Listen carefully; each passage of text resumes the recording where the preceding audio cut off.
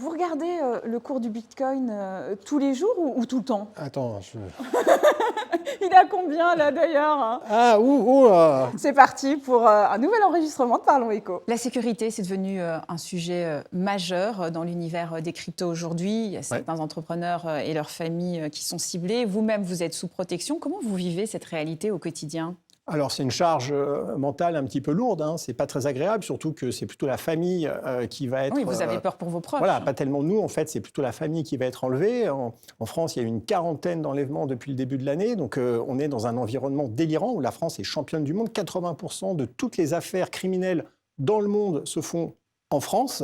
Par rapport aux crypto-monnaies ? Oui, par rapport aux crypto-monnaies, tout à fait. Et donc, on n'a pas d'autre choix que de se protéger, d'avoir de la sécurité privée, de faire attention, parce que, en fait, ces criminels ne plaisantent pas du tout. Mon associé a été enlevé, ils ont 72 heures avec sa femme, ils l'ont torturé, ils lui ont coupé un doigt. Donc, je veux dire, on n'est pas du tout dans un sentiment d'insécurité. Il y a vraiment des éléments compliqués et dangereux à gérer. Et du reste, il y a pas mal d'entreprises qui pourraient s'installer en France, qui ne le font pas dans cet univers-là, parce qu'elles se disent que ce serait trop compliqué de gérer la sécurité pour leurs employés. C'est vraiment raisonnable pour quelqu'un qui a peu d'économies d'investir dans les bitcoins. C'est quand même un actif très volatile, très risqué. Ce qui ne serait pas raisonnable, ce serait de ne pas investir en bitcoin une petite partie. Il faut juste comprendre que c'est un actif long terme. Il faut investir en bitcoin de manière raisonnable, mais surtout le voir à 5 ans, à 10 ans. Oui, parce que c'est vrai qu'on voit que dans une journée, il peut perdre ou gagner 10%. Ça peut être un peu inquiétant. Oui, c'est pour ça qu'on ne doit pas investir plus que ce qu'on est prêt à perdre. Comme ça, on y met, on oublie et on se donne rendez-vous dans 5 à 10 ans. C'est comme ça qu'il faut faire.